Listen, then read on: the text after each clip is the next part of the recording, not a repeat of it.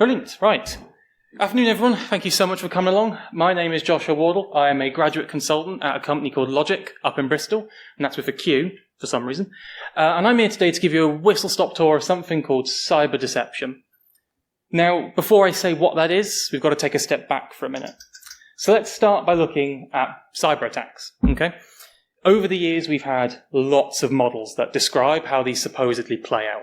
The Lockheed Martin one is the most famous. It suggests your adversaries will do some reconnaissance, they'll come up with an exploit, they'll send it to your systems and get it to be executed somehow, they'll get persistence, they'll call home to a command and control server, and using that capability, they'll try and action their objectives, whether that be to exfiltrate data or to just cause denial of service. We typically tend to engage with our adversaries. So that is, we detect their presence and we try and stop them, usually on the right-hand side of this red line. And that's because a lot of really traditional security tooling is all around trying to stop some kind of infection or some kind of intrusion. So, for example, you can imagine how an antivirus software kicks in, hopefully, at the point of exploitation.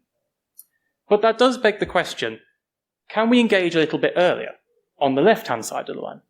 And with some traditional tooling, yes, sometimes. Okay, you can detect network reconnaissance with network intrusion detection systems. But not all types of reconnaissance are detectable with traditional tooling. So, for example, our insider threats, so our rogue employees doing some in-person social engineering, that's going to fall outside the purview of traditional tools.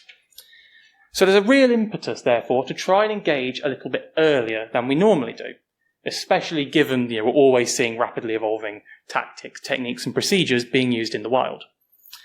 So this is kind of where cyber deception can come in.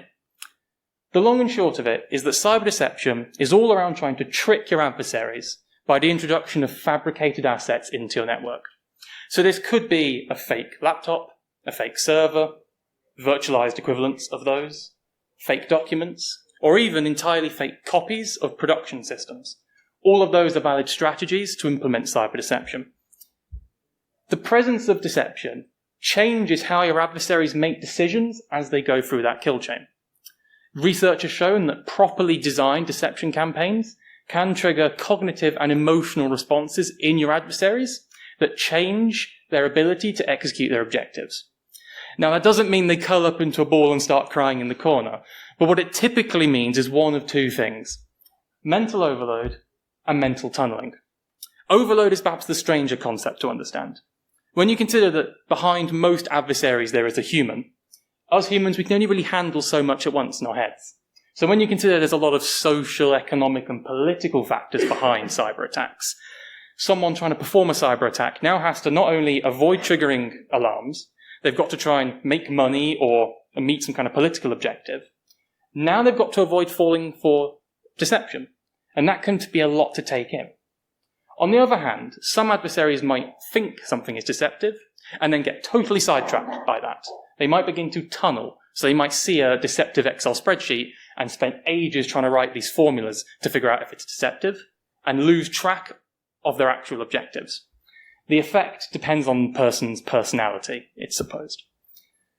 So the benefits of those should be quite clear. Mental overload can stall attackers. If they're distracted by deception, it takes longer for them to reach your real assets. However, if you've got a bunch of fake assets, if you put some monitoring on them, you can generate what we call real-time threat intelligence. So if you analyze tactics, techniques, and procedures, if you analyze the indicators of compromise, you can generate threat intelligence to tell you exactly what you should do in your organization to mitigate an identical threat. That's why it's real-time threat intelligence as opposed to the traditional threat intelligence feed you might see in Sentinel or something. The benefit there is it really reduces the cost of triage for future incidents. But of course, mental overload and tunneling can also disrupt attacks. If an adversary is overloaded, there's a greater chance they might make the wrong decision while trying to do their attack. They might dismiss a real asset as fake, or they might forget, for instance, to turn down their Nmap settings, and so they might trigger an alarm. So there's some real benefit of cyber deception across the kill chain, and that's kind of the value proposition that businesses are sort of starting to realize. Now, deception isn't new. Deception has been around for quite a while in a cyber context. Has anyone here used honeypots before, or at least heard of them? Couple hands? Solid. So yeah, honeypots are a very classical form of cyber deception. These are decoy assets that you put near network boundaries normally. So in this example, I'm going to put a honeypot in between the internet and this internal network, the demilitarized zone, in other words. And these are fine, okay? If you see that someone's accessed them, it typically tends to be the case that you can detect attackers. And this comes from actually a book in the 90s, hence why it's not very new, called The Cuckoo's Egg by Cliff Stroll. He tries to find this hacker from West Germany by deploying fake systems, which is classically what we know honeypots to be. So as I've said, these are an okay detection capability, although we have gotten better in recent years at using them. But in the past few years, we've seen the growth of deception platforms, which are, like everything, backed by the cloud. There's two key benefits here. A lot of these have better support for automations, which is making it easier to get threat intelligence from deceptive assets. But when you combine that with the economies of scale of cloud infrastructure, we're seeing the ability to actually engage adversaries by orchestrating lots of deceptive machines in parallel and changing them in response to adversaries' behavior. So that's kind of been the trend over time. So what next? Well, if I want to make a deception campaign, there's a few key building blocks that I need to put together. And the first are breadcrumbs. Breadcrumbs are that initial lure that kind of gets your adversary's attention. And this can literally be any bit of data. It could be credentials, bits of code, honey tokens. These are quite handy because they're documents that usually send an alert to like a SOC team. So you can obviously see the benefit of that. Or even a USB stick that you just kind of surreptitiously leave on the ground in the car park.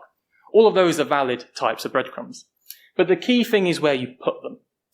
Where you put these breadcrumbs depends entirely on the kind of threat actors you're trying to draw out. If you're looking to draw out insider threats, you might put these on a network share or a SharePoint site. But if you're looking to draw out external threat actors, you might put these on Pastebin, or even if you're feeling very spicy, on the dark web. It entirely depends. Some deception platforms do support that actually, so it's quite exciting. Breadcrumbs point towards deceptive assets, and this is actually just the underlying infrastructure, so your laptop, your VM, whatever. Of course, deploying a Windows VM and doing nothing to it is not deception. No one's going to fall for that. So then you have to put services on those assets to make them seem real.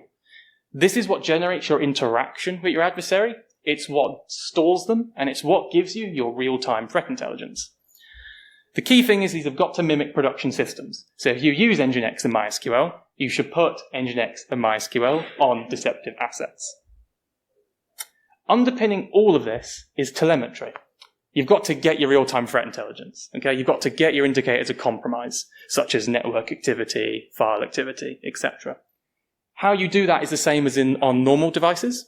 The only difference is you've just got to hide the fact you're doing this from adversaries. So the agent which collects this information is normally hidden on deceptive assets, usually with a rootkit or other kind of simple process hiding technique. Breadcrumbs, assets, services, they are the key things you need. But of course, how do I put these together is the even more important question. There's a lot of methodologies for doing deception, but a really simple one, which I'm going to go over today, is something called see, think, do. What an adversary sees makes them think in a certain way, therefore they make them do something. That should be obvious.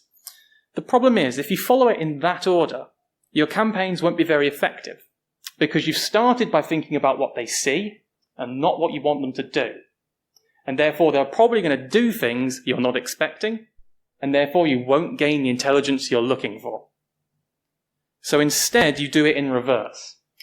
So you start by thinking about what you want your adversary to do. Is it compromise a service, exfiltrate some data, just dwell for a bit, even that's a valid objective? Knowing that, knowing what the end objective is, you can use things like attack trees to formulate a path for your adversary to follow through the campaign. This path is really important because you've got to manipulate what an adversary is thinking so that the next step that we want them to take is actually what they believe is their next logical step. So that's when you've got to make sure that the attack trees you're using are credible and realistic. That therefore means you've just got to put the right kind of assets in the right place.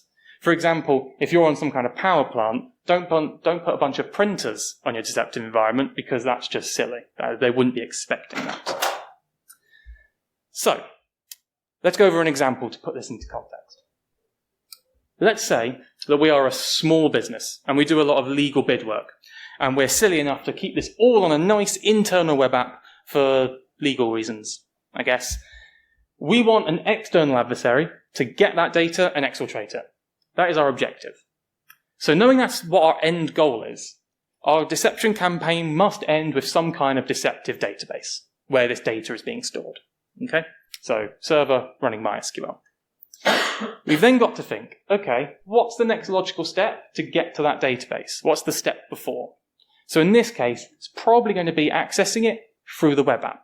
So what comes before is a web app. Server running Nginx. On that server, we'll put some fake bid data. We'll make these honey tokens so we get alerts, because that's obviously good. And so that establishes a relationship between those two things. It makes clear that you can get from the web app to the database. We do this whole process again. How do I reach the web app? Well, given that it's an internal app, it's probably going to be through an on-premises device. So I've gone for a developer's laptop, because someone's got to maintain this, hopefully. There's two sets of breadcrumbs here. The credentials to the web app should be quite clear. It establishes that relationship. The code snippets and secrets would otherwise potentially expose the presence of the database directly. And that exists as a plan B. Just in case our adversary does something we're not expecting, you can kind of pull them back on track so that they do stuff we're still expecting. Of course, someone needs an entry point into this environment. So given that this developer is unfortunately running Windows, they've got Office installed, some RDP credentials, okay? Because it's an external adversary, that's going on pastebin, okay? And that's it for this campaign. That's all you would need. If we assume there is a vulnerability in the web app, for example, we've got a clear path to the end, and we've got plenty of potential for telemetry, because we can look at, for instance, file discovery on this laptop. We can look at application level logs in the database and the web app, and of course, general network monitoring. That's it for this campaign. Some people really like to kind of flesh things out by putting extra stuff to make it seem more real, but that's not needed, because there's a law of diminishing returns with deception design. If it's not relevant to your objective, don't bother, because you run the risk of not only revealing the presence of deception to your adversaries, if there's like a gap in your kind of masquerade, but also it's not going to generate intelligence you need. It's going to be a waste of money if it's like a cloud VM. So in effect, the see, think, do methodology, when done backwards, encourages you to start from the right and work your way back to the left, rather than the other way around. So if that was decently interesting, first off, yay. But second of all, what now? There's two really important prerequisites for cyber deception. The first is that you've just got to be good at cybersecurity generally. That might seem really obvious, and it is. And that's because deception doesn't replace traditional tooling. It complements it. So I would expect that you've got good defense in depth, you've got good auditing, all the typical bollocks that cyber analysts look for. But the key, it's basically, it'd be like if the kid in Home Alone put all those traps around the house to get the robber's attention, but then left the front door unlocked and the windows open. Defeats the point. But a more specific prerequisite I want to hone in on is threat intelligence maturity. If you can't really handle threat intelligence very well, if your organization doesn't have those processes in place, you're not going to be able to make best value of the real-time threat intelligence deception can provide. And therefore, it kind of regresses into a very expensive and complicated detection capability, of which there are cheaper alternatives, like the NCSC's early warning service. So what does that mean, maturity? At a basic level, an organization might have a SEM, and they might be doing some automated analysis on some tactical intelligence. But if an organization's a bit better at this, well, they might be creating and ingesting lots of type of intelligence. They might have clear objectives for their threat intelligence campaign, hence why we start by thinking about the end objective when we design deception campaigns. And they'll be always improving, all that kind of stuff. And that's because there's an issue of proportionality here. A small charity, this is out of the question. Small charity is going to be something like Cyber Essentials. But if you're a large organization, good security posture, robust threat intelligence practices, this is up your alley, potentially. And with that, we're right on time. That has been my sort of very whistle-stop tour of how you do cyber deception. Just some stuff on the side. MITRE Engage and MITRE Caldera, they're all about adversary engagement. MITRE Caldera is quite fun if you can spin that up on a couple of VMs. Joint publication 313.4 is where CThinkDo came from in the military context. At the bottom there's some bullet points of some open source and commercial projects that might be of interest. Other than that, that's it. I hope you enjoyed, and thank you so much for having me. Thank you.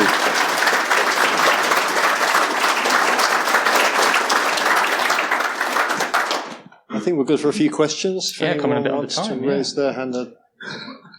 Mr. Enthusiastic over there.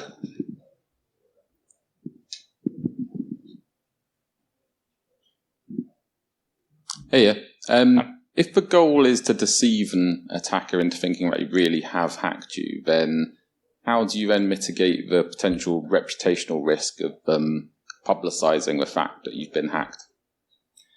So in that case, there's an interesting debate in the community. There's been a lot of research in some of the criminological spheres about whether or not you advertise the presence of deception to an adversary.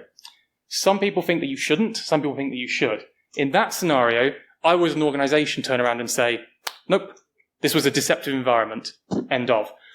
Because usually what organisations do is they might put on these VMs proudly partnered with, say, Countercraft. Not necessarily saying that something is deceptive, but indicating it might be. And that kind of puts that doubt in their mind. So normally you would just go out and say, yeah, you fell for it. But obviously you would need to generate a new campaign then. So One more.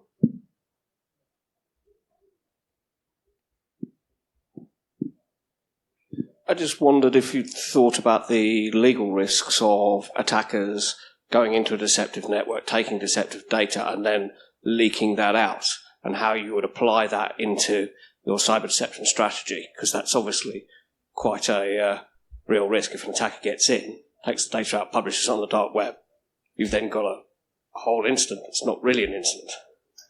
So the key thing for deception is you would never put real data on it. In a military context, you might mix some real data with fake data in like fake spreadsheets, but that's sort of out of the context for this. If it's entirely fake data and it's published, again, it's kind of like the previous question, you would just say, or you just even ignore it. To make sure that deception environments don't end up mixing in a bit of real data, you normally have the business process around that. So you make sure that cyber deception environments are very much defense in depth, completely separate in the cloud, say, completely separate AWS tenant, different processes, making sure that the people that access your sensitive data are not necessarily responsible for your deception design.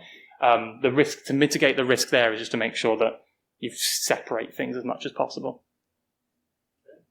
Thank you again, Joshua. Thank you. Thank you, guys.